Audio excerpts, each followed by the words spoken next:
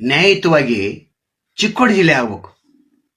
30 ವರ್ಷದಿಂದ ಹೋರಾಟ, ಹಂಜಿಯವರ ಹೋರಾಟ ಇತ್ತಿತ್ತಲಾಗಿ ಬಂದಿದೆ. ಬಾಳಾಸಾಹೇಬ್ ಹುಡ್ಡರ್ ಅವರು ಹೋರಾಟ ಮಾಡಿದ್ರು, ತಮಗೆಲ್ಲ ಗೊತ್ತಿದೆ, ಎಲ್ಲವೂ ಗೊತ್ತಿದೆ. ದೊಡ್ಡ ಪ್ರಮಾಣದಲ್ಲಿ ಹೋರಾಟ ಆಯ್ತು, ಆದರೆ ಯಾಕೆ ಮಾಡಲಿಲ್ಲ? ಮಾಡಿದ್ರಿಂದ ಶೈಕ್ಷಣಿಕವಾಗಿ ಚಿಕ್ಕೋಡಿ ಜಿಲ್ಲೆ ಮುಂದುವರಿತದೆ. ಶಾಲೆ ಕಾಲೇಜುಗಳಾಗ್ತವೆ, ಇಂಜಿನಿಯರಿಂಗ್ ಕಾಲೇಜುಗಳಾಗ್ತವೆ, ಅಂತ ಉದ್ಯೋಗಗಳು ಕೂಡ ಬರ್ತವೆ. ಈ ಎಲ್ಲವನ್ನ ಯಾಕೆ ಅರ್ಥ ಆಗ್ತಾ ಇಲ್ಲ ಸರ್ಕಾರಕ್ಕೆ? JH ಪಾಟೀಲ್ ಇದ್ದಾಗ ಇನ್ನೇನೋ ಘೋಷಣೆ ಆಗೋದಿತ್ತು, ಯಾಕೆ ನೀವು ತಡೆ ಹಿಡಿದ್ರಿ? ಈಗಲೂ ಕೂಡ ಅವಕಾಶ ಇದೆ. ಇದೇ ನವೆಂಬರ್ 1ರಂದು ನೀವು ಘೋಷಣೆ ಮಾಡಿದರೆ ಸರ್ಕಾರಕ್ಕೊಂದು ಒಳ್ಳೆ ಹೆಸರು ಬರ್ತದೆ. ಜಿಲ್ಲಾ ಉಸ್ತುವಾರಿ ಮಂತ್ರಿಗಳು ಇದನ್ನು ಗಮನಹರಿಸಬೇಕು. ಕೇವಲ ಘೋಷಣೆ ಮಾಡೋದ್ರೆ ಸಾಲದು, ಪೂರಕವಾದಂಥ ಪ್ರಕ್ರಿಯೆಗಳಾಗಬೇಕಲ್ಲ. ಗಡಿ ಗುರುತಿಸುವಂಥ ಕೆಲಸ. ಲಕ್ಷ್ಮೀ ಹೆಬ್ಬಾಳ್ಕರ್ ಕೂಡ, ನೀವು ಕೂಡ ಮುಂಚಿನಲ್ಲಿ ಇರಬೇಕಾಗ್ತದೆ. ಸರ್ಕಾರ ನಿಮ್ದಿದೆ, ಮುಖ್ಯಮಂತ್ರಿಗಳನ್ನು ವಿಶ್ವಾಸಕ್ಕೆ ತೆಗೆದುಕೊಂಡು ನೀವು ಮಾಡಬೇಕು. ಸಿದ್ದರಾಮಯ್ಯ ಅವರೇ, ನೀವು ಘೋಷಣೆ ಮಾಡಲೇಬೇಕು. ಎಲ್ಲ ಶಾಸಕರನ್ನ ಕರ್ಕೊಂಡು ಬರ್ರಿ, ಒಂದೇ ವೇದಿಕೆ ಅಂದಲ್ಲಿ ಆಗೋದಿಲ್ಲ. ಯಾಕಂದ್ರೆ ಗೋಕಾಕದವರು ಬೇರೆನೇ ಒಂದು ತಾಲೂಕುಗಳನ್ನು ಜೋಡಿಸಂತ ಅವ್ರು ಕೇಳ್ತಾರೆ, ಚಿಕ್ಕೋಡಿ ಅವರು ನಮಗೆ ಇದನ್ನು ಬೇಕಂತ ಇವ್ರು ಕೇಳ್ತಾರೆ, ಹತ್ತನೇ ಅವರು ಎದ್ದುಕೊಂತಾರೆ, ಬೈಲೊಂಗಲ್ಲವ್ರು ಎದ್ದುಕೊಂತಾರೆ. ಅದು ಬೇಡ ಬೇಡ. ಮತ್ತೆ ಕೇವಲ ಘೋಷಣೆ ಮಾಡಿದರೆ ಸಾಲದು, ಆ ಪ್ರಕ್ರಿಯೆಗಳ ಪ್ರಾರಂಭ ಆಗ್ಬೇಕಲ್ಲ. ಒಟ್ಟಾರೆ ಗಡುವು 31 ಡಿಸೆಂಬರ್ ಒಳಗೆ ನೀವು ಮಾಡಬೇಕು. ಮಾಡಿದ್ರೆ ಏನೇ ಲಾಭ? ಸರ್ಕಾರಕ್ಕೆ ಕೀರ್ತಿ ಬರ್ತದೆ, 30 ವರ್ಷ ಹೋರಾಟಕ್ಕೆ ಜಯ ಸಿಗ್ತದೆ, ಮತ್ತು ಗೋಕಾಕ ಮತ್ತು ಚಿಕ್ಕೋಡಿ ಇಲ್ಲಿ ಅಭಿವೃದ್ಧಿ ಆಗ್ತದೆ. ಯಾಕಂದ್ರೆ 18 ಏನು ಶಾಸಕರ ಸ್ಥಾನಗಳಿವೆ, 15 ತಾಲೂಕುಗಳಿವೆ. ಇದನ್ನು ವಿಂಗಡಣೆ ಮಾಡಿದ್ರೆ ಅಭಿವೃದ್ಧಿ ಹೆಚ್ಚೆಚ್ಚು ಅಭಿವೃದ್ಧಿ ಆಗ್ತದೆ. ಮತ್ತು ಕೇಂದ್ರ ಸರ್ಕಾರ ಅನುದಾನ, ರಾಜ್ಯ ಸರ್ಕಾರ ಅನುದಾನ ಬರ್ತದೆ. ನಂತರ ಉದ್ಯೋಗಪತಿಗಳು ಅಲ್ಲಿ ಉದ್ಯೋಗ ಕೊಡ್ತಾರೆ. ಇಂಜಿನಿಯರಿಂಗ್ ಕಾಲೇಜ್, ಮೆಡಿಕಲ್ ಕಾಲೇಜ್, ದೊಡ್ಡ ದವಾಖಾನೆಗಳು, ಎಷ್ಟೊಂದು ಅಭಿವೃದ್ಧಿ ಆಗ್ತವೆ. ಈಗ ರಾಯಬಾಗ ನೋಡ್ರಿ, ಎಷ್ಟು ವರ್ಷದಿಂದ ಹಂಗೆ ಇದೆ. ಅದು ಕೇವಲ ಬಸ್ ಸ್ಟ್ಯಾಂಡ್ ಸುಧಾರಿಸಿದ್ರೆ ಸಾಲದು, ಚಿಕ್ಕೋಡಿ ಬಸ್ ಸ್ಟ್ಯಾಂಡ್ ಸುಧಾರಿಸಿದ್ರೆ ಸಾಲದು, ಗೋಕಾಕ್ ಬಸ್ ಸ್ಟ್ಯಾಂಡ್ ಸುಧಾರಿಸಿದ್ರೆ ಸಾಲದು. ಇಲ್ಲಿ ವ್ಯಾಪಾರಗಳು ಹೆಚ್ಚಾಗಬೇಕು. ಹೊರ ರಾಜ್ಯಗಳಿಂದ ಬರ್ತಾರೆ, ಅವರಿಗೆ ಅನುಕೂಲ ಆಗ್ತದೆ, ಸಮೃದ್ಧ ಆಗ್ತದೆ. ಇದು ಯಾಕೆ ಗೊತ್ತಾಗ್ತಾ ಇಲ್ಲ ಸರ್ಕಾರಕ್ಕೆ? JH ಪಾಟೀಲ್ ಅವರು ಆ ನಿರ್ಣಯವನ್ನು ಕೈಗೊಂಡಿದ್ರೆ, ದೃಢವಾದಂಥ ನಿರ್ಣಯವನ್ನು ಕೈಗೊಂಡಿದ್ರೆ ಹಾಗೆ ಹೋಗ್ತಿತ್ತು. ಅದು ಚಿಕ್ಕೋಡಿ ಜಿಲ್ಲೆ ಮತ್ತು ಗೋಕಾಕ್ ಜಿಲ್ಲೆ ಆಗಬೇಕ ಬೇಡಿಕೆ ಬಹಳ ವರ್ಷದಿಂದಿದೆ. ಇದಕ್ಕೆ ಸಿದ್ದರಾಮಯ್ಯ ಅವರು ಚಾಲನೆ ಕೊಡ್ಬೇಕು. ಉಸ್ತುವಾರಿ ಮಂತ್ರಿಗಳು, ನೀವು ಗೋಕಾಕದವರು ಜಿಲ್ಲೆ ಆಗಲೇಬೇಕು. ನಿಮ್ಮ ಆಶೆಯನ್ನು ಈಡೇರ್ತದೆ, ಯಾಕಂದ್ರೆ ನೀವು ಆ ಹೋರಾಟದಲ್ಲಿ ಭಾಗವಹಿಸಿದವರು. ಲಕ್ಷ್ಮೀ ಹೆಬ್ಬಾಳ್ಕರ್ ಮೊನ್ನೆ ಚಿಕ್ಕೋಡಿ ಹೋಗಿ ಬಂದಿದ್ರಿ, ನಾವು ನವೆಂಬರ್ ಒಳಗೆ ಡಿಸೆಂಬರ್ ಒಳಗೆ ಮಾಡ್ತೇವೆ ಅಂಥೇಳಿ. ಕೇವಲ ಹೇಳಿಕೆ ಸಾಲದು. ಹಿಂದಿನ BJP ಸರ್ಕಾರ ಹಿಡಿದಿದ್ದೇ ಇಲ್ಲೇ, ಕೇವಲ ಹೇಳಿಕೆಗಳಿಂದ ಕೆಲಸ ಆಗಿಲ್ಲ, ಆಗೋದನ್ನು ಇಲ್ಲ. ಅದು ಗಡಿ ಗುರುತಿಸಬೇಕು, ಯಾವ ತಾಲೂಕುಗಳನ್ನು ಎಲ್ಲೆಲ್ಲಿ ತೆಗೆದುಕೊಳ್ಬೇಕು, ಅದು ಪ್ರಕ್ರಿಯೆ ಆಗಬೇಕು. ಈಗ ತಾಲೂಕುಗಳನ್ನು ಘೋಷಣೆ ಮಾಡಿದ್ದಾರೆ. ಎಷ್ಟು ಅಭಿವೃದ್ಧಿ ಆಗಿದಾವು ಘೋಷಣೆ ಮಾಡಿ ಎಷ್ಟು ದಿವಸ ಆಯ್ತು? ಎಷ್ಟು 10 15 ಮಾಡಿರಿ, 5 ಹೆಚ್ಚದು. ಆ 5 ತಾಲೂಕುಗಳು ಹೇಳಲಿಕ್ಕೆನೇ ಜನರಿಗೆ ಗೊತ್ತಾಗಿಲ್ಲ. ಇನ್ನು ಅವರು ಬೇರೆ ಮೂಡಲ್ಗಿನ ಅಂತಾರೆ, ನಿಪ್ಪಾಣಿನ ಅಂತಾರೆ. ಎಲ್ಲ ಪೂರಕ ವಾತಾವರಣ ಇದೆ, ಕೇವಲ ಬೋರ್ಡ್ ಅಷ್ಟೇ ಚೇಂಜ್ ಮಾಡಬೇಕು. ಕಚೇರಿಗಳಿವೆ, ಸ್ಥಳಾವಕಾಶ ಇದೆ, ಮತ್ತು ಜನರ ಅಪೇಕ್ಷೆನೂ ಇದೆ. ಮತ್ತು ಸರ್ಕಾರ ಯಾವ್ದಕ್ಕೆ ಬೇಕು? ಜನರ ಅಪೇಕ್ಷೆ ಅಂತ ನಡಿಬೇಕಲ್ಲ ಸರ್ಕಾರ. 30 ವರ್ಷದ ಹೋರಾಟ. ಗೋಕಾಕದವ್ರು ನಂತರ ಬಂದರು, ಆದರೂ ಅವ್ರ ಬೇಡಿಕೆ ಸಮಂಜಸನೇ ಇದೆ. ಯಾಕಂದ್ರೆ ಅಭಿವೃದ್ಧಿ ಆಗ್ಬೇಕಲ್ಲ. ಹೆಚ್ಚೆಚ್ಚು ಶಿಕ್ಷಣಕ್ಕೆ ಒತ್ತು ಕೊಡ್ತಾರೆ. ಹೊರಗಿನವ್ರು ಬರ್ತಾರೆ, ಇಂಟರ್ನ್ಯಾಷನಲ್ ಸ್ಕೂಲ್ಗಳು ಬರ್ತಾ ಇದ್ದಾವೆ, ನವೋದಯ ಸ್ಕೂಲ್ಗಳು ಹೆಚ್ಚಾಗ್ತವೆ. ಮೊರಾರ್ಜಿ ವಸತಿ ಶಾಲೆಗಳಿಗೆ ಈ ವರ್ಷ ಎಷ್ಟು ಹುಡುಗರು ಹೊರಗೆ ಉಳಿದ್ರು ಗೊತ್ತೈತೆ ನಿಮ್ಗೆ? 15,000ಕ್ಕಿಂತ ಹೆಚ್ಚು ಹುಡುಗರಿಗೆ ಪ್ರವೇಶನೇ ಸಿಗಲಿಲ್ಲ. ಮಾರ್ಕ್ಸ್ ಇಲ್ಲದಕ್ಕಾಗಿಯೋ ಅಥವಾ ಜಾತಿ ಆಧಾರಿತ ಏನು ಕೋಟಾ ಇದೆ ಆ ಕೋಟಾದ ಅಡಿಯಲ್ಲಿಯೋ ಆಗಲಿಲ್ಲ. ಜಿಲ್ಲಾ ವಿಭಜನೆ ಆಗೋದ್ರಿಂದ ಬೆಳಗಾವಿಕೇನ ಹಾನಿ ಆಗೋದಿಲ್ಲ. ಬೆಳಗಾವಿಕ ಹಾನಿ ಆಗ್ತದೆ ಅಂತ ಕಸ್ತೂರ್ಬಾ ಹೇಳಿದರು, ಆಗೋದಿಲ್ಲ. ನೀವು ಈಗಾಗಲೇ ಅಭಿವೃದ್ಧಿ ಹೊಂದಿದಾರಲ್ಲ, ಮತ್ತು ಆ ತಾಲೂಕುಗಳು ಅಭಿವೃದ್ಧಿ ಹೊಂದಬಾರ್ದು? ಹತ್ತಿನಿಂದ ಇಲ್ಲಿ ಬರ್ಬೇಕಾದ್ರೆ ಎಷ್ಟು ತೊಂದರೆ ಆಗ್ತಿತ್ತು ಗೊತ್ತೈತಿ ನಿಮಗೆ? ಒಂದು ದಿವಸ ಹೋಗ್ತೈತೆ, ಅದು ದುಡ್ಡು ಎಷ್ಟು ಹೋಗ್ತೈತೆ. ಅಲ್ಲಿ ಚಿಕ್ಕುಳಿ ಆಯ್ತಂದ್ರೆ, ಅಲ್ಲಿ ರಾಯಬಾಗ್ ಇದು ಗೋಕಾಕ್ ಆಯ್ತಂದ್ರೆ ಎಷ್ಟು ಒಳ್ಳೇದಾಗ್ತೈತೆ. ಹಾಗಾಗಿ ಇಲ್ಲಿ ಅಶೋಕ್ ಪೂಜಾರಿ ಗೋಕಾಕ್ ಆದ್ರೆ ಏನಾಗ್ತೈತೆ ಅಂತ ಮಾತಾಡಿದ್ದಾರೆ. ಇನ್ನು ಕನ್ನಡದ ವಾತಾವರಣ, ರಾಜ್ಯೋತ್ಸವ, ಕಿತ್ತೂರು ಉತ್ಸವ ಮತ್ತು ಬೆಳಗಾವಿ ಬಗ್ಗೆ, ಕನ್ನಡದ ಬಗ್ಗೆ, ಕನ್ನಡ ಮನಸ್ಸುಗಳಿಗೆ ಮನಮುಟ್ಟುವಂತೆ ಕನ್ನಡ ಹೋರಾಟಗಾರ್ತಿ ಕಸ್ತೂರ್ಬಾ ಅವರು ಏನು ಹೇಳಿದ್ದಾರೆ ಅದನ್ನು ಶಾಂತಿಯುತ ಕೇಳಿಸ್ಕೊಳ್ಳೋಣ. ಯಾಕಂದ್ರೆ ಇಬ್ಬರು ಕೂಡ ಬಹಳ ಮಹತ್ವವಂತ ವಿಷಯವನ್ನು ಹೇಳಿದ್ದಾರೆ. 2 ವಿಡಿಯೋ ಕಂಪ್ಲೀಟಾಗಿ ನೀವು ನೋಡಿದ್ರೆ ಸತ್ಯ ಗೊತ್ತಾಗ್ಬಿಡ್ತೈತೆ, ನಿಮಗೂ ಅವೇರ್ನೆಸ್ ಆಗ್ತೈತೆ. ಚಿಕ್ಕೋಡಿ ಜಿಲ್ಲೆಯ ಜನ ಸುಮ್ಮನೆ ಯಾಕೆ ಕೂತಿದ್ದಾರೆ? ಇಂದು ಮಾಡ್ತಾರೆ, ನಾಳೆ ಮಾಡ್ತಾರೆ. ಶಾಂತಿ ಪ್ರಿಯರು, ಕ್ರಾಂತಿ ಆಗಿಲ್ಲ ಅವರು. ಗೋಕಾಕದವ್ರು ಸುಮ್ಮಿದ್ದಾರೆ. 31 ಡಿಸೆಂಬರ್ ಡೆಡ್ಲೈನ್ ಕೊಟ್ಟಿದ್ದಾರೆ. ಡೆಡ್ಲೈನ್ ಅಂದರೆ ಕೆಲವು ನಾಯಕರು ಕೊಟ್ಟಿಲ್ಲ, ಮನೆಯಲ್ಲಿ ಕುಳಿತುಕೊಂಡು. ಎಲ್ಲರ ಜನ ಅಭಿಪ್ರಾಯ ಅದೇ ಆಗಿದೆ. ಜನರ ನಾಡಿ ಮಿಡಿತ ಸಿದ್ದಿ ಜಾರಕಿಹೊಳಿ ಗೊತ್ತಿದೆ ಮತ್ತು ಲಕ್ಷ್ಮೀ ಹೆಬ್ಬಾಳ್ಕರ್ ಗೊತ್ತಿದೆ. ಇದು ಸಿದ್ದರಾಮಯ್ಯ ಅವರು ಮುಖ್ಯಮಂತ್ರಿ ಇದ್ದಾಗ ಆಯಿತು ಅನ್ನೋದು ಅವ್ರಿಗೊಂದು ಕಿರೀಟ ಸಿಗ್ತದೆ. ಈ ಇಬ್ಬರು ನಾಯಕರು ಏನು ಮಾತಾಡಿದ್ದಾರೆ ಅದನ್ನು ಕೇಳಿಸ್ಕೊಳ್ಳೋಣ. ನಮಸ್ಕಾರ. ಯಾಕೆ ಅಂಬಲ್ಲ, ಬೆಳಗಾವಿ ಜಿಲ್ಲೆಯ ವಿಭಜನೆಯೊಳಗೆ ಹಿಂದೇಟು ಹಾಕಿ ಬಹುಶಃ ಬೆಳಗಾವಿ ಜಿಲ್ಲೆಯ ವಿಭಜನೆಗೆ ಆತಂಕಗೊಳ್ಳುವಂಥ ರೀತಿಯೊಳಗೆ ಒಂದು ಸಲ ಗಡಿ ವಿವಾದದ ಪ್ರಸ್ತಾವನೆ ಆಕೈತಿ, ಒಂದು ಸಲ ನಮ್ಮ ಸ್ಥಳ ಜಿಲ್ಲಾ ಮಟ್ಟ ಅಂತ ಹೋರಾಟಗಳು ಪ್ರಾರಂಭ ಆಕ್ಕವು. ಒಟ್ಟಾರೆಯಾಗಿ ಈ ಜಿಲ್ಲಾ ವಿಭಜನೆಯ ಪ್ರಕ್ರಿಯೆ ರೀತಿ ಸ್ಥಗಿತಗೊಂಡಂಥ ರೀತಿಯೊಳಗೆ ಆಗಿಬಿಟ್ಟೈತಿ. ಅದಕ್ಕೆ ಇವತ್ತು ಬಹುಶಃ ಡಿಸೆಂಬರ್ 31 ಡೆಡ್ಲೈನ್ ಐತಿ, ಒಂದು ಕೊನೆಯ ದಿನಾಂಕ ಐತಿ. ಒಂದು ವೇಳೆ ಡಿಸೆಂಬರ್ 31ರೊಳಗಾಗಿ ಅಧಿಕೃತ ಹೊಸ ಜಿಲ್ಲೆಗಳ ರಚನೆಯಾಗಿ ಗಡಿ ಗುರುತಿಸುವಿಕೆ ಕೆಲಸ ಆಗ್ಲಿಲ್ಲ ಅಂದ್ರೆ ಮುಂದೆ 2 ವರ್ಷ ಈ ಜಿಲ್ಲಾ ವಿಭಜನೆಯ ಪ್ರಕ್ರಿಯೆ ಪೂರ್ತಿಯಾಗಿ ಸ್ಥಗಿತಗೊಂಡು ಬಿಡ್ತೈತಿ. ಯಾಕಂದ್ರೆ ಅವಾಗ ಏನು ಮಾಡಕ್ಕಾಗಂಗಿಲ್ಲ. ಕೇಂದ್ರ ಸರ್ಕಾರದ ನಿರ್ದೇಶನ ಐತಿ, ಆ ನಿರ್ದೇಶವನ್ನ ಪಾಲನೆ ಮಾಡಬೇಕಾದ ಅನಿವಾರ್ಯತೆ ಇರ್ತೈತಿ. ಬಹುಶಃ ಸರ್ಕಾರನು ಅಂತ ನಿರ್ಣಯ ಬರಲಿ, ನಾವು ಜಿಲ್ಲಾ ವಿಭಜನೆ ಮಾಡಲಿಲ್ಲ ಸಾಕ್ಬಿಡ್ಪ ಅನ್ನೋಂಥ ಮನಸ್ಥಿತಿ ಬಂದ ಯಾವಲ್ಲ ನಮ್ಗೆ ಅರ್ಥ ಆಗಬಾರ್ದು. ಮಾಡಬಾರ್ದು ಅನ್ನೋಂಥ ಭಾವನೆ ಐತೆ ಅಂಬಲ್ಲ.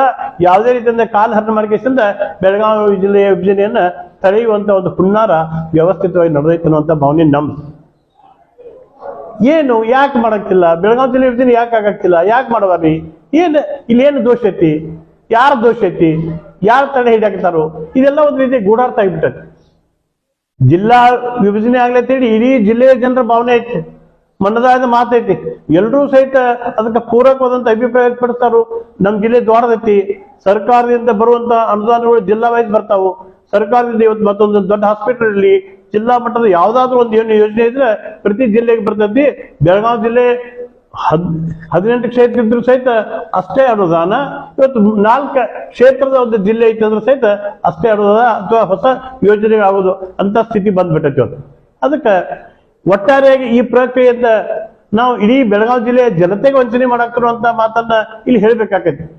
ಸರ್ಕಾರದವರು ಬೆಳಗಾವಿ ಜಿಲ್ಲೆಯ ವಿಭಜನೆಯನ್ನ ಮುಂದೂಡ್ತನ ಈ ಭಾಗದ ಜನರಿಗೆ ಅನ್ಯಾಯ ಮಾಡಕ್ಕನ್ನುವಂತ ಮಾತನ್ನ ಬಹಳ ಕಠೋರ ಶಬ್ದದಿಂದ ಹೇಳ್ಬೇಕಾಗೈತಿ.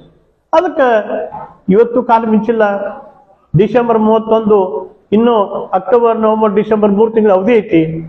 3 ತಿಂಗಳ ಅವಧಿಯೊಳಗನ ಮಾನ್ಯ ಜಿಲ್ಲಾ ಉಸ್ತುವಾರಿ ಸಚಿವರಂತ ಸನ್ಮಾನ್ಯ ಸತೀಶ್ ಜಾರಕಿಹೊಳಿ ಅವರು, ಇನ್ನೊಬ್ಬ ಸಚಿವರಾದ ಶ್ರೀಮತಿ ಲಕ್ಷ್ಮೀ ಹೆಬ್ಬಾಳ್ಕರ್ ಅವರು ಇದಕ್ಕೆ ಚಾಲನೆ ಕೊಡಬೇಕಾಗತ್ತೆ.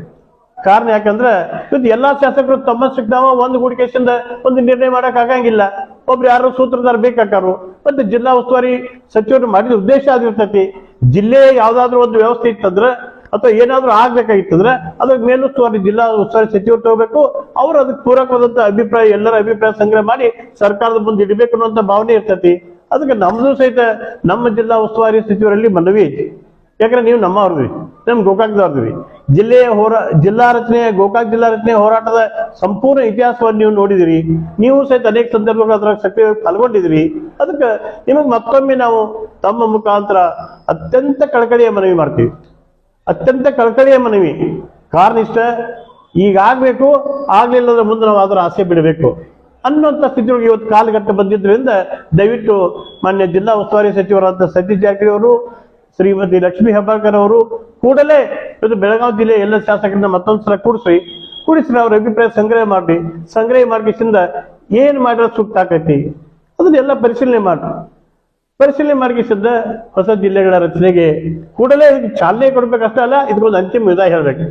ನವೆಂಬರ್ 1 ರಾಜ್ಯೋತ್ಸವದ ದಿನಕ್ಕಿಂತ ಮುಂಚಿತವಾಗಿನ ಒಂದು ವೇಳೆ ಜಿಲ್ಲಾ ವಿಭಜನೆ ಆತಂದ್ರೆ ಅವಾಗ ಇದಕ್ಕೊಂದು ಸಕಾರಾತ್ಮಕವಾದ ಪ್ರಕ್ರಿಯೆ ಆಗಿಬಿಡ್ತೈತಿ, ಅಥವಾ ಅದಕ್ಕೊಂದು ಅಂತಿಮ ಸ್ವರೂಪ ಕೊಟ್ಟಾಗ ಆಕತಿ. ಒಂದು ವೇಳೆ ಈ ಅಕ್ಟೋಬರ್ ತಿಂಗಳು ದಾಟಿತಂದ್ರ ನವೆಂಬರ್ ಡಿಸೆಂಬರ್ 2 ತಿಂಗಳು ಉದುರ್ತತಿ. ಮುಂದೆ ನೀವು ತೀರ್ಮಾನ ತಗೋತೀರಿ ಇಲ್ಲ ಅನ್ನುವಂತ ಸ್ಥಿತಿಯೊಳಗೆ ನಾವು ಯಾರು ನಂಬಕ್ ಆಗಂಗಿಲ್ಲ. ಯಾಕಂದ್ರೆ ಇಷ್ಟು ವರ್ಷ ಈ ತೀರ್ಮಾನ ತಗೊಂಡವ್ರ ಇನ್ನು ನವೆಂಬರ್ ಡಿಸೆಂಬರ್ 2 ತಿಂಗಳಾಗಿ ನೀವು ತೀರ್ಮಾನ ತಗೋತಿರ್ತೀರಿ, ಯಾವ ರೀತಿ ನಂಬಬೇಕು ನಾವು? ಸಾಧ್ಯ ಇಲ್ಲದ ಮಾತದು. ಒಂದು, ಅಕಸ್ಮಾತ್ ನೀವು ಕೊನೆ ಗಳಿಗೆ ಒಳಗ ಈ ಜಿಲ್ಲಾ ವಿಭಜನೆ ಮಾಡುವಂತ ನಿರ್ಣಯ ತಗೊಂಡಿವತ್ತಿಗೆ ಜಿಲ್ಲಾ ಹೆಸರು ಅನೌನ್ಸ್ ಮಾಡಿ ಅದಕ್ಕೆ ಪೂರಕವಾದಂತ ಪ್ರಕ್ರಿಯೆ ಗಡಿ ಗುರುತಿಸೋ ಕೆಲಸ ಇರ್ಬೋದು, ಅದಕ್ಕೆ ಪೂರಕವಾದಂತ ಎಲ್ಲಾ ಪ್ರಕ್ರಿಯೆ ಜರಗಲಿಲ್ಲ ಅಂದ್ರೆ ಅದು ಹೆಸರಿಗೆ ಮಾಡಿದಂಗ ಆಕೈತಿ, ಮಾಡಿಲ್ದಂಗ. ಯಾಕಂದ್ರೆ ಅಧಿಕೃತವಾಗಿ ಘೋಷಣೆ ಆದಂತ ಆದೇಶವನ್ನ ಸನ್ಮಾನ್ಯ ಶ್ರೀ ಜೆ ಎಚ್ ಪಾಟೀಲ್ ಇದ್ದಾಗ ಸ್ಥಗಿತಗೋಯ್ತು. ಮತ್ತೆ ಇದ್ರ ಮೇಲೆ ಹೆಂಗೆ ನಂಬಿ ಹಿಡಿದು? ಅದಕ್ಕೆ ನಾವು ಇವತ್ತಿನ ಮಟ್ಟ ಗೋಕಾಕದವರು ಬಹಳ ಶಾಂತ ರೀತಿಯಿಂದ ಚಳವಳಿ ಮಾಡಿದೀವಿ, ಬಹಳ ಶಾಂತ ರೀತಿಯಿಂದ ಸರ್ಕಾರದ ಗಮನ ಸೆಳೆಯಕ್ಕೆ ಪ್ರಯತ್ನ ಮಾಡಿದೀವಿ. ಆದ್ರೆ ಬಹುಶಃ ಇಷ್ಟೆಲ್ಲ ನಮ್ಮ ನಿರಂತರ ಹೋರಾಟ ಯಶಸ್ವಿ ಆಗದಿದ್ದಾಗ ನಾವು ಹೋರಾಟಕ್ಕೆ ಇಳಿಯಬೇಕಾದ ಅನಿವಾರ್ಯತೆ ನಮ್ಮ ಗೋಕಾಕ್ ತಾಲೂಕಿನ ಜನತೆ ಬಂದಿದೆ. ಅದಕ್ಕೆ ನವೆಂಬರ್ 1 ಗೋಕಾಕ್ ಜಿಲ್ಲಾ ರಚನೆಯ ಪ್ರಕ್ರಿಯೆ ಆಗ್ಲಿಲ್ಲ ಅಂದ್ರೆ ನೀವು ಚಿಕ್ಕೋಡಿ ಮಾಡಿ, ಬೈಲೋಗಲ್ ಮಾಡಿ, ಮತ್ತೊಂದು ಮಾಡಿ ಅದು ನಮಗೆ ಸಂಬಂಧ ಇಲ್ಲ. ನಮಗ್ ಬೇಕಾದದ್ದು ನಮ್ಮ ಗೋಕಾಕ್ ಜಿಲ್ಲಾ ರಚನೆ ಆಗ್ಬೇಕು. ಯಾಕಂದ್ರೆ ಗೋಕಾಕದ ಪರಿಸ್ಥಿತಿ ಹೇಗೈತೆ ಅಂದ್ರೆ ಇವತ್ತು ಜಿಲ್ಲೆಯ ಸ್ಥಾನಮಾನ ಸಿಗ್ಲಿಲ್ಲ ಅಂದ್ರೆ ಇಡೀ ಗೋಕಾಕದ ವ್ಯವಸ್ಥೆನೇ ಹೋಗ್ಬಿಡ್ತೈತಿ. ಆರ್ಥಿಕವಾಗಿ ಗೋಕಾಕ್ ಅತ್ಯಂತ ದುರ್ಬಲವಾಗಿ ಬಿಡ್ತೈತಿ. ಅದ್ರ ಜೊತೆಗೆ ಆಡಳಿತಾತ್ಮಕ ಅನುಕೂಲತೆ ಈ ಗೋಕಾಕ್ ಏನ್ ಸೆಂಟ್ರಲ್ ಪ್ಲೇಸ್ ಐತಿ, ಮಧ್ಯವರ್ತಿ ಐತಿ, ಇದ್ರೊಳಗೆ ಎಷ್ಟೇ ತಾಲೂಕು ನೀವು ಕೂಡಿದ್ರು ಸಹಿತ 30-40 ಕಿಲೋಮೀಟರ್ ದೂರದ ತಾಲೂಕುಗಳಾಗಿಬಿಡ್ತಾವು. ಜಿಲ್ಲಾ ಮಟ್ಟದ ಆಡಳಿತ ಯಂತ್ರ ಆ ಮೂಲೆಗೂ ಸಹಿತ ಹೋಗಿ ಮುಟ್ಟುವಂತ ವ್ಯವಸ್ಥೆ ನಿರ್ಮಾಣ ಆಗತಿ. ಅದಕ್ಕೆ ನಾವು ಮಾನ್ಯ ಜಿಲ್ಲಾ ಉಸ್ತುವಾರಿ ಸಚಿವರನ್ನ, ಇನ್ನೊಬ್ಬ ಸಚಿವರನ್ನ ವಿನಂತಿ ಮಾಡ್ಕೋತೀವಿ, ಕೂಡಲೇ ನೀವು ಎಲ್ಲಾ ಶಾಸಕರ ಅಭಿಪ್ರಾಯ ಸಂಗ್ರಹ ಮಾಡ್ರಿ, ಒಂದು ಅಂತಿಮ ಸ್ವರೂಪದ ನಿರ್ಣಯ ನಿಮ್ದು ಒಪಿನಿಯನ್ ಸರ್ಕಾರಕ್ಕೆ ಕೊಡ್ರಿ. ಬಹುಶಃ ನಮ್ಮ ತಿಳುವಳಿಕೆ ಮಟ್ಟಕ್ಕೆ ರಾಜ್ಯ ಸರ್ಕಾರ ಬೆಳಗಾವಿ ಜಿಲ್ಲೆ ವಿಭಜನೆಗೆ ಎಂದೂ ಹಿಂದೆ ಬಿದ್ದಿಲ್ಲ, ಹಿಂದೇಟ್ ಹಾಕಿಲ್ಲ. ಅವ್ರ ಮನಸ್ಸಿನೊಳಗೆ ಐತಿ, ಆದ್ರೆ ಜಿಲ್ಲೆಯೊಳಗೆ ಒಟ್ಟಾಭಿಪ್ರಾಯ ಬರ್ಲಾರ್ಕದ ಇಂಥ ಒಂದು ಸ್ಥಿತಿ ಮುಂದುವರೆದೈತೆ ಅನ್ನುವಂಥ ಭಾವನೆ ಐತಿ. ಅದಕ್ಕೆ ನೀವು ನಮ್ಮವರೇ ಇರೋದ್ರಿಂದ ನಮ್ಮ ಮೇಲೆ ಹೋರಾಟಗಾರ ಮೇಲೆ ಎಷ್ಟೊಂದು ಜವಾಬ್ದಾರಿ ಐತಿಲ್ಲ, ಈ ಜನರಿಗೆ ನ್ಯಾಯ ಒದಗಿಸ್ಕೊಡ್ಬೇಕನ್ನೋದು ಹಂಗ ನಿಮ್ಮ ಮೇಲೂ ಸಹಿತ ನೈತಿಕ ಹೊಣೆಗಾರಿಕೆ ಐತಿ. ನಮ್ಮ ಜಿಲ್ಲಾ ಉಸ್ತುವಾರಿ ಸಚಿವರ ಮೇಲೆ ಸಹಿತ ನೈತಿಕ ಹೊಣೆಗಾರಿಕೆ ಐತಿ. ಇದು ಜಿಲ್ಲಾಕ್ಕೂ ನ್ಯಾಯ ಕೊಡಿಸ್ಬೇಕು, ಅದ್ರ ಜೊತೆಗೆ ನೀವು ಹುಟ್ಟಿ ಬೆಳೆದಂತ ಗೋಕಾಕ್ ನಾಡಿಗೂ ನ್ಯಾಯ ಕೊಡಿಸ್ಬೇಕು. ಅದಕ್ಕೆ ನಿಮ್ಗೆ ವಿನಂತಿ ಮಾಡ್ಕೊಳಕ್ಕೆ ಮತ್ತೊಮ್ಮೆ ಕೂಡಲೇ ಈ ವಿಷಯ ಪ್ರಕ್ರಿಯೆ ಚಾಲನೆ ಕೊಡ್ಬೇಕು. ಚಾಲನೆ ಕೊಟ್ಟ ಜಿಲ್ಲಾ ರಚನೆಯ ವ್ಯವಸ್ಥೆಗೆ ಒಂದು ಅಂತಿಮ ಸ್ವರೂಪ ಕೊಡ್ಬೇಕಂತೇಳಿ ತಮ್ಮಲ್ಲಿ ಅತ್ಯಂತ ಕಳಕಳಿಯಿಂದ ಮನವಿ ಮಾಡ್ಕೋತೀವಿ. ಕನ್ನಡದ ದಿಟ್ಟ ಹೋರಾಟಗಾರ್ತಿ ಕಸ್ತೂರ್ಬಾಯಿ ಅವರು ನಮ್ಮ ಜೊತೆ ಇದ್ದಾರೆ. ಇವರು ಅನೇಕ ಹೋರಾಟಗಳನ್ನು ಮಾಡಿದ್ದಾರೆ. ಕಾಲಲ್ಲಿ ಚಪ್ಪಲಿ ಇಲ್ಲದೆ ಕನಿಷ್ಠ 40 ವರ್ಷ ಇವರು ಕನ್ನಡಕ್ಕಾಗಿ ಬೆಳಗಾವಿಯಲ್ಲಿ ಹೋರಾಟ ಮಾಡಿದ್ದಾರೆ. ನಂತರ ಬೆಳಗಾವಿ ಮಹಾನಗರ ಪಾಲಿಕೆ ಮೇಲೆ ಕನ್ನಡದ ಧ್ವಜ ಹಾರಿಸಲಿಕ್ಕೂ ಕೂಡ ದೊಡ್ಡ ಪ್ರಯತ್ನ. ನಂತರ ನಿಪ್ಪಾಣಿ ಪುರಸಭೆಯ ಏನು ಅಧ್ಯಕ್ಷರದೇನೋ ಬೋರ್ಡ್ ಇತ್ತು, ಅದನ್ನು ಕೂಡ ನೇರವಾಗಿ ಜಿಲ್ಲಾಧಿಕಾರಿ ಆವರಣದಲ್ಲಿದ್ದಂಥ ಬೋರ್ಡನ್ನು ತೆಗೆಸಿ ಕನ್ನಡದ ಒಂದು ವಾತಾವರಣ ಬೆಳೆಸುವಲ್ಲಿ ಅತ್ಯಂತ ಪ್ರಮುಖ ಪಾತ್ರವನ್ನು ವಹಿಸಿದೆ. ಈ ಸಾವಿರಾರು ಪ್ರಶಸ್ತಿಗಳು ಕೂಡ ಇವರು ಬಂದಿದೆ. ಬೆಂಗಳೂರಿನಲ್ಲಿ ಅನೇಕ ಕಡೆಗಳಲ್ಲಿ ಇವರು ಪ್ರಶಸ್ತಿಯನ್ನು ಸ್ವೀಕರಿಸಿದ್ದಾರೆ. ಮೇಡಮ್, ಈಗ ಬೆಳಗಾವಿಯಲ್ಲಿ ಕನ್ನಡ ಪರಿಸ್ಥಿತಿ ಹೆಂಗಿದೆ? ನಂತರ ಸರ್ಕಾರ 60% ಏನು ಬೋರ್ಡ್ ಮಾಡಿದೆ, ಅವು ಆಗೈತೆ ಇಲ್ಲೋ ಒಂದನೇ ಪ್ರಶ್ನೆ. ಎರಡನೇ ಪ್ರಶ್ನೆ, ನವೆಂಬರ್ ತಯಾರಿ ಹೆಂಗೆ ನಿಮ್ಮದು? ಬೆಳಗಾವಿಯಲ್ಲಿ ಕನ್ನಡ ಕಡ್ಡಾಯವಾಗಿ ಆಗಬೇಕು. ಉತ್ತರ ಕರ್ನಾಟಕ ಇದನ್ನು ಇದಿತ್ತು. ಉತ್ತರ ಕರ್ನಾಟಕಕ್ಕೆ ಕಿತ್ತೂರು ಚೆನ್ನಮ್ಮನಂತವ್ರು, ಬೆಳವಡಿ ಮಲ್ಲಮ್ಮ, ಕ್ರಾಂತಿವೀರ ಸಂಗೊಳ್ಳಿ ರಾಯಣ್ಣ, ಬುದ್ಧ, ಬಸವ, ಅಂಬೇಡ್ಕರ್ ಅಂತವ್ರು ಜನಿಸಿದಂಥ ನಮ್ಮ ಉತ್ತರ ಕರ್ನಾಟಕ. ಆದರೆ ನಾನು ಕೇಳೋದು ಇಷ್ಟೇ, ನಮ್ಮ ರಾಜ್ಯ ಸರ್ಕಾರ ಇನ್ನೂ ಉತ್ತರ ಕರ್ನಾಟಕದ ಬಗ್ಗೆ ಎಚ್ಚೆತ್ಕೋಬೇಕು. ಇವತ್ತು ಬಂದಿರುವಂಥ CM ಅವರು ಇಲ್ಲೇ ಸಿವಲ್ ಹಾಸ್ಪಿಟ್ಲ ಉದ್ಘಾಟನೆ ಮಾಡುವಾದರು. ಆದರೆ ಅಲ್ಲೇ ಹಾದಿಯಲ್ಲಿ ಅಲ್ಲೇ ಹತ್ತಿರ ಇರುವಂಥ ಚೆನ್ನಮ್ಮನ ಮೂರ್ತಿಗೆ ಒಂದು ಮಾಲೆ ಹಾಕದ್ಲೇ ಹೋದದ್ದು ನಮ್ಮ ತುಂಬ ಎಲ್ಲ ನಮ್ಮ ಬೆಳಗಾವಿ ಕನ್ನಡಿಗರಿಗೆ ತುಂಬ ನೋವಾಗೈತಿ. ಅದಕ್ಕಾಗಿ ನಾವು ಇವತ್ತು CM ಅವ್ರಿಗೆ ಹೇಳ್ತೇವೆ, ಇಂಥ ಅನಾಹುತಗಳನ್ನ ಮಾಡಬೇಡ್ರಿ ಸರ್. ಆಕಿ ದೇಶಕ್ಕಾಗಿ ಹೋರಾಡಿದಂಥ ಹೆಣ್ಮಗಳು ನಿಮ್ಗೆ ನೆನಪಾಗಲಿಲ್ಲೇನ? ಮತ್ತು ಎಲ್ಲ ಹರಕ ಮುರುಕ ಆಗಿರುವಂಥ ಶಿವಲ್ ಹಾಸ್ಪಿಟ್ಲ್ ಉದ್ಘಾಟನೆ ಮಾಡುವಾದ್ರಿ ಈಗ ಸೋರಾಕತ್ತತಿ ನಮ್ಮ ಮುಂದಿನ ಗತಿ ಏನು ಆ ಶಿವಲ್ ಹಾಸ್ಪಿಟಲ್ ಅದ ಮತ್ತು ಅದನ್ನು ಕಾಂಟ್ರಾಕ್ಟ್ಗಾರ ಯಾರು ಏನು ಆಯ್ತು ಮತ್ತು ಉತ್ತರ ಕರ್ನಾಟಕದ ಬಗ್ಗೆ ಹೆಚ್ಚಿನ ಆಸಕ್ತಿಯನ್ನು ನೀವು ವಹಿಸ್ತಾ ಇಲ್ಲ ಯಾಕಂತ ನಾವು ಕೇಳ್ಬೋದು. ಅದನ್ನು ನಮಗೆ ಹಕ್ಕೈತಿ ಕೇಳಲಿಕ್ಕೆ. ಅದು ಉತ್ತರ ಕರ್ನಾಟಕ ನಿರ್ಲಕ್ಷ್ಯನ ಮಾಡ್ತಾರೆ. ಪ್ರತಿಯೊಬ್ಬರು ಆರಿಸಿ ಬರೋ ಮಟ್ಟ ಅಷ್ಟೇ ಉತ್ತರ ಕರ್ನಾಟಕದ ಬಗ್ಗೆ ಎಲ್ಲರೂ ದೊಡ್ಡ ದೊಡ್ಡ ಭಾಷಣಗಳು ಬಿಗಿತೀರಿ. ಆರಿಸಿ ಬಂದ ಮೇಲೆ ಈ ಉತ್ತರ ಕರ್ನಾಟಕ ಬಗ್ಗೆ ಹೊಳ್ಳೆ ನೋಡಂಗಿಲ್ಲ. ಇದು ನಮಗೆ ತುಂಬ ನೋವಾಗೈತಿ. ಮಹಿಳಾ ಮಕ್ಕಳ ಸಚಿವರಾಗಿರುವಂಥ ನಮ್ಮ ಲಕ್ಷ್ಮೀ ಅಮ್ಮ ಹೆಬ್ಬಾಳ್ಕರ್ ಅವರನ್ನು ಕೂಡ ವೋಟ್ ಹಾಕಿಸ್ಕೊಂಡು ಏನು ಅವರ ಮಹಿಳಾ ಮಕ್ಕಳ ಕಲ್ಯಾಣ ಸಚಿವರಾಗಿ ಬಂದರು. ಅದರ ಬಳಿಕ ಇಲ್ಲಿವರೆಗೆ ಅಂದರೆ ಯಾವ ಮಹಿಳೆಯರು ಕಷ್ಟದಾಗದಿರಿ, ಯಾರು ಬಡವರದಿರಿ, ಒಂದು ಏನು ಕೇಳಿಲ್ಲ. ಇನ್ನೂ ಮಠ ಬಂದು ಯಾರಿಗೂ ಅವ್ರ ಮುಖ ತೋರಿಸಿಲ್ಲ. ಮತ್ತು ನವಂಬರ್ದಾಗಂತೂ ನವಂಬರ್ಕ್ಕೆ ಏನು ನಾನಂತೂ ನೋಡೇ ಇಲ್ಲ ಬಿಡ್ರಿ ಅವ್ರನ್ನ. MLA ಆದರು, MP ಆದರು, ಈಗ ಸಚಿವರು ಆದರು, ಎಲ್ಲ ಆದರೂ ಕೂಡ ನಾನಂತೂ ಅವ್ರ ನವಂಬರ್ದಾಗ ಅವ್ರನ್ನ ಮಗನ ನೋಡಿಲ್ಲ. ನವಂಬರ್ಗೆ ಬಂದ್ಕಾರ ಚೆನ್ನಮ್ಮ ಅವರಿಗೆ ಒಂದು ಮಾಲೆ ಹಾಕಬೇಕಾಗಿತ್ತು. ಮತ್ತು ನಾನು ಈಗಾಗಲೇ ಪದೇ ಹೇಳ್ತಾ ಇದ್ದೇನು, ನಮ್ಮ ಚೆನ್ನಮ್ಮ ಅವರಿಗೆ ಕಿತ್ತೂರು ಚೆನ್ನಮ್ಮ ಸರ್ಕಲ್ನೊಳಗಿರುವಂಥ ಆ ಮೂರ್ತಿ ಏನಾಗೈತಿ ಅದ್ರ ಸುತ್ತಮುತ್ತ ಒಂದು ದೊಡ್ಡ ಗ್ರೌಂಡ್ ಮಾಡಿರಿ. 4 ಭಾಗ ಸರ್ಕಾರಿ ಜಾಗೆ ಐತಿ. ಆ 4 ಭಾಗ ಜಾಗೆಯನ್ನು ಒಳಗೆ ತೊಗೊಂಡು ಅಲ್ಲಿ ದೊಡ್ಡ ಗ್ರೌಂಡ್ ಮಾಡಿರಿ. ಮತ್ತು ಚೆನ್ನಮ್ಮಗೆ ಈಗಾಗಲೇ ಒಂದು ಸಲ ಗಾಡಿ ಆದಿತ್ತು. ಆವಾಗ ಚೆನ್ನಮ್ಮ ಉಳಿದಳು. ಆಕೆ ಈಗ ಗಟ್ಟಿಗಿತ್ತಿ ಆಕೆ.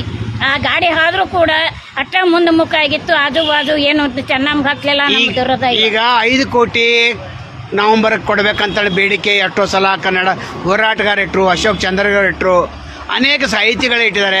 ಆದರೆ ಸರ್ಕಾರ ಯಾಕೆ ಕೊಡ್ತಾ ಇಲ್ಲ, ಅನುದಾನ ಯಾಕೆ ಕೊಡ್ತಾ ಇಲ್ಲ? ಉತ್ತರ ಕರ್ನಾಟಕ ಬೆಳಗಾವಿ ರಾಜ್ಯೋತ್ಸವ ಕನ್ನಡಿಗರ ಮ್ಯಾಗ ಅವ್ನ ಕರುಣೆನೇ ಇಲ್ಲ. ಬರೀ ಆ ಕಡೆಸಿ ಅಟ್ಟ ಮಾಡ್ಕೊಳತ್ತಾನ, ಈ ಕಡೆಸಿ ನಾವು ಏನು ಕೇಳಿದ್ರು ಅವ್ರ ಕಿವಿ ಕಿವುಡಾಗಿಬಿಡ್ತಾವೆ. ಯಾಕಂದ್ರೆ ಅವ್ರ ಕಣ್ಣು ಕಾಣೋದಿಲ್ಲ, ಕಿವಿನೂ ಕೇಳೋದಿಲ್ಲ. ಯಾವಾಗನೂ 2 ವರ್ಷಕ್ಕೊಮ್ಮೆ 3 ವರ್ಷಕ್ಕೊಮ್ಮೆ ಬಂದ್ಕಾರ ಇಲ್ಲಟ ಹಾದ ಆಶ್ವಾಸನೆಗಳನ್ನ ಕೊಟ್ಟು ಹೋಗ್ತಾರೆ ಹೊರ್ತ ನಮ್ಮ ಉತ್ತರ ಕರ್ನಾಟಕ 5 ಕೋಟಿ ರೂಪಾಯಿ ನವಂಬರ್ ಕೊಡ್ತೇವೆ ಅಂತಾರು ಬಾಯಿಲಿ ಹೇಳ್ತಾರೆ. ಅದ್ರ ಕೈಲಿ ಯಾವ ಕೆಲಸ ಮಾಡಿಲ್ಲ. ಈಗ ಅಷ್ಟೇ ಅಲ್ಲ, ನಮ್ಮ ಇದಕ್ಕೆ ಸ್ವಾತಂತ್ರ್ಯ ಸಿಕ್ಕು ನಮ್ಮ ರಾಜ್ಯಗಳೆಲ್ಲ ಡಿವೈಡ್ ಆದಾಗಿಂದ ಕೂಡ ಉತ್ತರ ಕರ್ನಾಟಕ ತುಂಬ ನಿರ್ಲಕ್ಷ್ಯನ ಮಾಡ್ಕೊತ ಬಂದರು ನಮ್ಮ ರಾಜಕಾರಣಿಗಳ. CM ಅವರಾದ್ರೂ ಕೂಡ ನಮ್ಮವರಿದ್ರೂ ಕೂಡ ಉತ್ತರ ಕರ್ನಾಟಕದವ್ರ ಬಗ್ಗೆ ಒಟ್ಟ ಕಾಳಜಿ ಇಲ್ಲ. ಇಲ್ಲಿ ನಾವು ಬಡದಾಡೋದು, ನಾವು ಸಾಯೋದು. ಉತ್ತರ ಕರ್ನಾಟಕದ ಬಗ್ಗೆ ಯಾರ ರಾಜಕಾರಣಿಗಳಿಗೂ ಕರುಣೆ ಇಲ್ಲ, ಕಾಳಜಿ ಇಲ್ಲ. ಇಲ್ಲೇ ರಾಯಣ್ಣನ ಮೂರ್ತಿ ಐತಿ.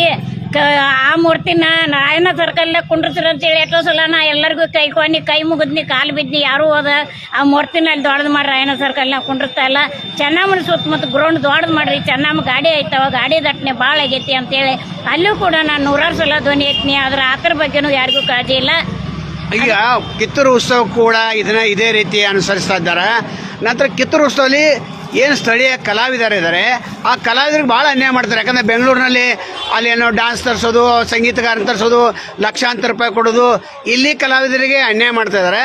ಬೆಂಗಳೂರಿನವ್ರು ಯಾಕೆ ಇಲ್ಲಿ ಬಂದು ಹಾಡು ಅನ್ಬೇಕು, ಯಾಕೆ ಸಂಗೀತಗಾರನ ಕರೆಸ್ಬೇಕು ಅವರು? ಉತ್ತರ ಕರ್ನಾಟಕದಲ್ಲಿ ಜಾನಪದ ಕಲಾವಿದರು, ಡೊಳ್ಳಿನವರು ಎಲ್ಲರೂ ಅದಾರ. ಇಲ್ಲಿ ಉತ್ತರ ಕರ್ನಾಟಕದ ಯಾರು ಇಲ್ಲ ಅಂತಲ್ಲ. ಆ ಕಡೆ ಈ ಕಡೆ ಅವ್ರನ್ನ ಕರೆಸೋಕ್ಕಿಂತ ಮೊದಲು ಉತ್ತರ ಕರ್ನಾಟಕದಾಗ ಏನು ಕಲಾವಿದರು ಅದಾರು ಅವ್ರನ್ನ ಪ್ರೋತ್ಸಾಹಿಸಬೇಕು, ಗೌರವಿಸಬೇಕು. ಅವರಿಗೆ ಆದಂಥ ಅನುದಾನಗಳನ್ನು ಬಿಡುಗಡೆ ಮಾಡಬೇಕು. ಉತ್ತರ ಕರ್ನಾಟಕದಾಗ ಇರುವಂಥ ಕಲಾವಿದರ ಮತ್ತು ಬೇರೆ ರಾಜ್ಯದಲ್ಲಿ ಸಿಗುವುದಿಲ್ಲ ಅಂತ ಹೇಳಲಿಕ್ಕೆ ನಾನು ಇಷ್ಟಪಡ್ತೇನೆ. ಅದರಂತೆ ಇನ್ನೂ ಒಂದು ಚೆನ್ನಮ್ಮ ಹುಟ್ಟಿದಂಥ ಊರು ಕಾಕ್ತಿ ಒಳಗೆ ಚೆನ್ನಮ್ಮನ ಹುಟ್ಟಿದ ತವರು ಮನೆ, ಆ ಮನೆಯೆಲ್ಲ ಬಿದ್ದಕಾರ ಹಾಳು ಕೊಂತಾಗೈತಿ. ಅಲ್ಲಿ ಆಜು ಬಾಜುಕಿನ ಜನ ಕಸ ಅದನ್ನು ಕಡ್ಡಿ ಇದನ್ನು ಒಗ್ಯಾಕತ್ತಾರು. ದಯವಿಟ್ಟು ಅದನ್ನು ಒಂದು ರಾಜವಾಡೆ ಮಾಡ್ಕಾರ. ಒಬ್ಬರಿಗೆ ಯಾರೋ ಬಂದರು ಒಂದು ಪ್ರವಾಸಿ ಮಂದಿರ್ತಾರ, ಅದನ್ನು ಮಾಡ್ಬೇಕಂತ ಹೇಳೋ ಮನುಷ್ಯನಾಗ ನಾನು ಭಾಳ ದಿವಸದಿಂದ ಐತಿ. ಅದನ್ನು ಮಾಡಬೇಕು. ಉತ್ತರ ಕರ್ನಾಟಕಕ್ಕೆ ನೀವು ಏನೂ ಕೆಲಸ ಮಾಡಲಿಲ್ಲ ಅಂದ್ರೆ ಉತ್ತರ ಕರ್ನಾಟಕವನ್ನು ಪ್ರತ್ಯೇಕ ರಾಜ್ಯ ಮಾಡಿಕೊಡ್ರಿ ಅಂತ ನಾವು ಕೇಳಲಿಕ್ಕೆ ಇಷ್ಟಪಡತ್ತೀನಿ. ಮೇಡಮ್, 60% ಕನ್ನಡದಲ್ಲಿ ಬೋರ್ಡ್ ಇರಬೇಕು, 40% ಇತರ ಭಾಷೆಯಲ್ಲಿ ಇರಬೇಕಂತ. ಆದರೂ ಕೂಡ ಇನ್ನೂ ಅನುಷ್ಠಾನ ಕೆಲವೊಂದು ಮಾಡಿಲ್ಲ. ಕೆಲವೊಂದು ನೋಟಿಸ್ ಕೊಟ್ಟರು, ನೋಟಿಸ್ಗೂ ಉತ್ತರ ಕೊಟ್ಟಿಲ್ಲ. ಮತ್ತು ಸರ್ಕಾರದ ಏನು ಅಮೆಂಡ್ಮೆಂಟ್ ಮಾಡಿದ್ದಾರೆ, ಇದು ಯಾವ ರೀತಿ ಹೋಗ್ತಾ ಇದೆ ಬೆಳಗಾವಿ ಕನ್ನಡಿಗರಿಗೆ? ಇದೊಂದು ಉತ್ತರ ಕರ್ನಾಟಕದ ಒಳಗೆ ಬೆಳಗಾವಿ ಅಂದ್ರೆ ದೊಡ್ಡ ಜಿಲ್ಲೆ ಆದುದರಿಂದ ಇಲ್ಲಿ ಹೊರಗಿನವರೆಲ್ಲರೂ ಬಂದು ತುಂಬಿಕೊಂಡು ಬಿಟ್ಟಾರ. ಇಲ್ಲಿರುವಂಥ ಕನ್ನಡಿಗರಿಗೆ ಏನೂ ಇಲ್ಲ. ಒಂದು ಕಡೆ ಮರಾಠಿ ಜನ ಇರ್ಬೋದು, ಇನ್ನೊಂದು ಕಡೆ ಮಾರವಾಡಿ ಜನ ಇರ್ಬೋದು. ಬರೀ ಅವ್ರ ಭಾಷೆನ ಬೋರ್ಡ್ ಹಾಕ್ತಾರೋ, ಅವ್ರ ಭಾಷೆಯಲ್ಲೇನೋ ಮಾತಾಡ್ತಾರೋ. ಇಲ್ಲಿ ಉತ್ತರ ಕರ್ನಾಟಕದ ಹುಟ್ಟಿ ಬೆಳೆದವ್ರಿಗೆ ಏನೂ ಅನುಕೂಲ ಇಲ್ಲ, ಏನೂ ಸಾಯಿಲ್ಲ. ಉತ್ತರ ಕರ್ನಾಟಕದ ಬಗ್ಗೆ ಸರ್ಕಾರ ನಿರ್ಲಕ್ಷ್ಯನ ಮಾಡತೈತಿ. ಮತ್ತು ಇದು ಮಲತಾಯಿ ಧೋರಣೆಯನ್ನು ಅನುಸರಿಸತೈತಿ. ಇರ್ತೀವಿ. ಇಲ್ಲಿ ಉತ್ತರ ಕರ್ನಾಟಕದ ಹೆಚ್ಚಿನ ಆಸಕ್ತಿ ಕೊಡಬೇಕು. ಇಲ್ಲಪ್ಪ ಅಂದ್ರೆ ನಾವು ಪ್ರತ್ಯಕ್ಷ ರಾಜ್ ಮಾಡ್ಕೋತೇವೆ, ನೀವು ಯಾರು ಈ ಕಡೆ ಬರಕ್ಕೆ ಹೋಗ್ಬೇಡ್ರಿ ಅಂತ ನಾನು ಈ ಮೂಲಕ ಅವರಿಗೆ ಎಚ್ಚರಿಕೆ ಕೊಡ್ತಾ ಇದ್ದೆ. ಜಿಲ್ಲಾ ವಿಭಜನೆ ಆಗ್ತಾ ಇದೆ, ಇದು ಎಷ್ಟು ಸೂಕ್ತ? ವಿಭಜನೆ ಆದ್ರೆ ಚಲೋನೋ ಅಥವಾ ನಿಮ್ಮ ಪ್ರಕಾರ? ಇದು ಬೆಳಗಾವಿ ಜಿಲ್ಲೆ ವಿಭಜನೆ ಮಾಡಲಿಕ್ಕೆ ನಾವು ಬೆಳಗಾವಿ ಕನ್ನಡಿಗೆ ಯಾರು ಬಿಡುವುದಿಲ್ಲ. ಯಾಕಂದ್ರೆ ಇದು ನಮ್ಮ ಹುಟ್ಟೂರ, ನಮ್ಮ ತವ್ರ ಮನೆ ಎಂತಂತ ವಂಶರು ಎಲ್ಲರೂ ಇಲ್ಲೇ ಹುಟ್ಟಿ ಇಲ್ಲೇ ಬೆಳೆದವ್ರು ಅದಾರ. ಈ ಬೆಳಗಾವಿಯನ್ನು ನಾವು ಯಾವ ಕಾರಣಕ್ಕೂ ವಿಸರ್ಜನೆ ಮಾಡಲಿಕ್ಕೆ ನಾವು ಬಿಡೋದಿಲ್ಲ. ನೀವು ಮಾಡೋದಿದ್ರೆ ಅಲ್ಲಿ ಬೆಂಗಳೂರು ಆಕರ್ಷಣೆ ಮಾಡ್ಕೋರಿ. ಉತ್ತರ ಕರ್ನಾಟಕದಾಗಿರುವಂಥ ಬೆಳಗಾವಿ ಜಿಲ್ಲೆಯನ್ನು ಯಾವ ಕಾರಣಕ್ಕೂ ಒಡೆದು ಹೋಗಲಿಕ್ಕೆ ನಾವು ಬಿಡೋದಿಲ್ಲ ಅನ್ನೋ ಮಾತನ್ನು ಕಟ್ಟುನಿಟ್ಟಾಗಿ ನಾನು ಈ ರೀತಿಯಾಗಿ ಎಚ್ಚರಿಕೆ ಕೊಡ್ತೀನಿ. ಆಯ್ತು ರೀ ಮೇಡಮ್, ಈಗ 10ನಿಂದ 210 ಕಿಲೋಮೀಟ್ರ್ ಇಲ್ಲಿ ಬರಬೇಕಾದ್ರೆ ಚಿಕ್ಕೋಡಿ ಜಿಲ್ಲೆ ಈಗಾಗಲೇ ಘೋಷಣೆ ಮಾಡ್ತಾರೆ ಅವ್ರು ನವಂಬರ್ 1. ಯಾಕಂದ್ರೆ ಲಕ್ಷ್ಮೀ ಹೆಬ್ಬಾಳ್ಕರ್ ಇದನ್ನು ಗೊತ್ತಾಗಿದೆ ಮಾಡ್ತಾವಂತೇಳಿ. ಸಿದ್ದರಾಮಯ್ಯವರು ಮಾಡ್ಬೋದು ನವಂಬರ್ 1ಕ್ಕೆ. ಸತೀಶ್ ಜಾರಕಿಹೊಳಿ ಹೇಳಿದಾರೆ, ಈಡನ್ನ ಕಡಾಳಿಯವರು ಹೇಳಿದ್ದಾರೆ. ಹಿಂಗಾಗಿ ಇದು ಆಯ್ತು ಅಂದ್ರೆ ಭಾಳ ಒಳ್ಳೇದಾಗ್ತೈತಿ. ನಿಮ್ಮ ಕನ್ನಡಿಗರು ಈಗಾಗಲೇ ಯಾರೂ ವಿರೋಧ ಮಾಡಿಲ್ಲ, ಫಸ್ಟ್ ಟೈಮ್ ನೀವು ವಿರೋಧ ಮಾಡ್ತಾ ಇದ್ದೀರಿ. ಯಾರು ಇರೋದು ಮಾಡಿಲ್ಲ ಅಂತಲ್ರಿ. ಈಗ ಸದ್ಯ ನೀವು ಇಲ್ಲೇ ಹತ್ರ ಇರುವಂಥ ಚಿಕ್ಕೋಡಿಗೆ ಜಿಲ್ಲೆ ಕೊಟ್ರಿ ಅಂದ್ರೆ ಇಲ್ಲಿ ಬೆಳಗಾವಿ ಜಿಲ್ಲೆಗೆ ಮಂಕಾಗಿಬಿಡ್ತೈತಿ, ಬೆಳಗಾವಿ ಜಿಲ್ಲೆ ಕಳೆನ ಹೋಗ್ಬಿಡ್ತೈತಿ. ಅದಕ್ಕಾಗಿ ನಾವು ಬ್ಯಾಡ್ ಅನ್ನೋದು ಅಷ್ಟು ಕಾರಣಕ್ಕಾಗಿ ಬೆಳಗಾವಿ ಅನ್ನೋದು ಏನೈತಿ ಅಖಂಡ ಕರ್ನಾಟಕ ಇಲ್ಲೇ ಬಂದು ಉಳ್ದೈತೇನೋ ಅನ್ನೋ ಥರ ಆಗಿಬಿಟ್ಟೈತಿ. ಅದಕ್ಕಾಗಿ ದಯವಿಟ್ಟು ಬಡಬಗ್ಗರು ಹೊಟ್ಟೆ ತುಂಬಿಕೊಳ್ಳೋದು ಬೆಳಗಾವಿ ಒಳಗೆ. ಈಗ ಚಿಕ್ಕೋಡಿಗೆ ಇನ್ನೊಂದು ರಾಜ್ಯನ ಮಾಡ್ತೇವೆ, ಇನ್ನೊಂದು ಜಿಲ್ಲೆನ ಅಲ್ಲಿ ಮಾಡ್ತೇವೆ ಅಂದ್ರೆ ನಮ್ಮ ಬೆಳಗಾವಿ ಜಿಲ್ಲೆಗೆ ಕಳಂಕ ಬಂದಂಗೆ ಆಕೈತಿ, ಇದು ಕಪ್ಪು ಮಸಿ ಹಚ್ಚಿದಂಗೆ ಆಕೈತಿ. ಅದಕ್ಕಾಗಿ ಯಾವ ಕಾರಣಕ್ಕೂ ಚಿಕ್ಕೋಡಿ ಜಿಲ್ಲೆ ಆಗಲಿಕ್ಕೆ ನಾವು ಬಿಡುವುದಿಲ್ಲ. ನಿಮ್ಮ ಮಾತು ಎಷ್ಟು ಪ್ರಸ್ತುತ ಅಸ್ಪ್ರಸ್ತುತ ಗೊತ್ತಿಲ್ಲ. ಯಾಕಂದ್ರೆ ಅಲ್ಲಿ ಶೈಕ್ಷಣಿಕ ಸಂಸ್ಥೆಗಳ ಪ್ರಾರಂಭ ಆಗಬೇಕು, ಕಾರ್ಖಾನೆಗಳಾಗಬೇಕು, ಇಂಜಿನಿಯರಿಂಗ್ ಕಾಲೇಜ್ ಆಗಬೇಕು, ಮೆಡಿಕಲ್ ಕಾಲೇಜ್ ಆಗಬೇಕು ಚಿಕ್ಕೋಡಿಗೆ. ಯಾಕಂದ್ರೆ ಅಲ್ಲಿದ 30 ವರ್ಷದ ಸತತ ಅಂತ ಹೋರಾಟ ಇದೆ. ಎಲ್ಲ ಕನ್ನಡಿಗರು ಕೂಡ ಬೆಳಗಾವಿ ಕನ್ನಡಿಗರು ಈಗೇನ ಅವ್ರೇನ ಒಂದು ಸುಪ್ರೀಂ ಕೋರ್ಟ್ದಲ್ಲಿ ಏನಿದೆ ಗಡಿವಾದ, ಅದು ಮುಗಿದವಾದಂಥ ಅಧ್ಯಾಯ, ಅದು ಬೋರ್ಡಕ್ಕೂ ಬರೋದಿಲ್ಲ. ಇಂಥ ಹೊತ್ತಿನಲ್ಲಿ ಆವಾಗ ಒಂದು ಸಮಸ್ಯೆ ಇತ್ತು, ಈಗೇನು ಸಮಸ್ಯೆ ಇಲ್ಲ. ಗೋಕಾಕ್ ಮತ್ತು ಚಿಕ್ಕೋಡಿ ಜಿಲ್ಲೆ ಆಗ್ಬೇಕಂತ ಭಾಳ ಜನರ ಹೋರಾಟ ಇದೆ. ನಿಮ್ದೇ ಒಂದು ಇರಲಿ, ನವಂಬರ್ಗೆ 5 ಕೋಟಿ ಕೊಡಬೇಕು ಸರ್ಕಾರ, ಕೊಡಲಿಲ್ಲ ಅಂದರೆ ಏನು ಮಾಡೋರು? ನವಂಬರ್ಗೆ 5 ಕೋಟಿ ರೂಪಾಯಿಯನ್ನ CM ಅವರು ಈ ವರ್ಷ ಕೊಡಲೇಬೇಕು. ಯಾಕಪ್ಪ ಅಂದ್ರೆ ಬೆಳಗಾವಿ ಒಳ್ಳೆ ನಡೆಯುವಂಥ ಕನ್ನಡ ರಾಜ್ಯೋತ್ಸವ ಇರ್ಬೋದು, ಕನ್ನಡ ಬೋರ್ಡ್ಗಳಿರ್ಬೋದು, ಕನ್ನಡಿಗರ ಮನಸ್ಸುಗಳಿರ್ಬೋದು, ಇದೆಲ್ಲಕ್ಕೂ ಒಂದು ಗೂಡಿಸ್ಕರ ನಾವು ರಾಜ್ಯೋತ್ಸವ ಮಾಡ್ಬೇಕಂದ್ರೆ 5 ಕೋಟಿ ರೂಪಾಯಿನ ಈ ವರ್ಷ ನವಂಬರ್ಗೆ CM ಅವ್ರು ಕೊಡಲೇಬೇಕು. ಕೊಡಲಿಲ್ಲಪ್ಪ ಅಂದ್ರೆ ಉತ್ತರ ಕರ್ನಾಟಕದ ಕಡೆ ಮಕ ಹಾಕೋಬೇಡ್ರಿ, ತಲೆ ಹಚ್ಚಿ ಮಲ್ಕೊಳಕ್ಕೂ ಹೋಗ್ಬೇಡ್ರಿ. ಯಾಕಂದ್ರೆ ಉತ್ತರ ಕರ್ನಾಟಕ ಪ್ರತಿ ಸಲ ನಾವು ಇದನ್ನ ಮಾತಾಡ್ತೇವೆ, ನೀವು ಬರೀ ಓಟ್ ಹಾಕಿಸ್ಕೊಂಡು ಹೋದ್ರಿ ಅಂದ್ರೆ ಉತ್ತರ ಕರ್ನಾಟಕ ಭಾಳ ನಿರ್ಲಕ್ಷ್ಯ ಮಾಡತ್ತೀರಿ. ದಯವಿಟ್ಟು ನೀವು ಆ ಕಡೆ ಇರಿ, ನಮ್ಮದು ಈ ಕಡೆ ಬಿಟ್ಟು ಕೊಡ್ರಿ, ನಾವು ಮಾಡ್ಕೋತೇವೆ. ಆದ್ರೆ ಇನ್ನೊಂದು ಅಂದ್ರೆ ಚಿಕ್ಕೋಡಿ ಜಿಲ್ಲೆ ಆತಂದ್ರೆ ಬೆಳಗಾವಿ ಹತ್ರ ಇರುವಂಥ ಚಿಕ್ಕೋಡಿ ಜಿಲ್ಲೆ ತಾಲೂಕ, ಅದಕ್ಕೆ ಜಿಲ್ಲೆ ಕೊಟ್ರಂದ್ರೆ ಈ ಬೆಳಗಾವಿ ಕಡಿಮೆ ಆಗ್ತೈತೆ ಅಂತ ನನ್ನ ಅಭಿಪ್ರಾಯ. ಇರಲಿ, ಇಲ್ಲಿವರೆಗೆ ನಮ್ಮ ಜೊತೆ ಕನ್ನಡ ಹೋರಾಟಗಾರ್ತಿ ಎಷ್ಟು ವರ್ಷದಿಂದ ಅನೇಕ ಹೋರಾಟಗಳನ್ನ ಮಾಡ್ಕೊತ ಬಂದ್ದಾರೆ. ಅವರು ಕನ್ನಡ ತಾಯಿ ಮೇಲೆ ಇಟ್ಟಿರ್ತಂಥ ಪ್ರೀತಿ ವಿಶ್ವಾಸ ರಾಯನ್ ಮೇಲೇನೂ ಇದೆ, ನಂತರ ಚೆನ್ನಮ್ಮನ ಮೇಲೇನೂ ಇದೆ, ಕನ್ನಡಾಂಬೆ ಮೇಲಿದೆ. ಅವರ ಕಳಕಳಿಗೆ ನಮ್ಮ ವಾಹಿನಿ ಧನ್ಯವಾದಗಳನ್ನು ನಾನು ಅರ್ಪಿಸಲಿಕ್ಕೆ ಬಯಸ್ತೇನೆ. ಯಾಕಂದರೆ ಇವರು ಹೋರಾಟವನ್ನು 25 ವರ್ಷಗಳಿಂದ ಕನ್ನಡಿಗರು ನೋಡಿದ್ದಾರೆ, ಪೊಲೀಸರು ನೋಡಿದರೆ, ಅನೇಕ ಕೇಸುಗಳಾಗಿವೆ.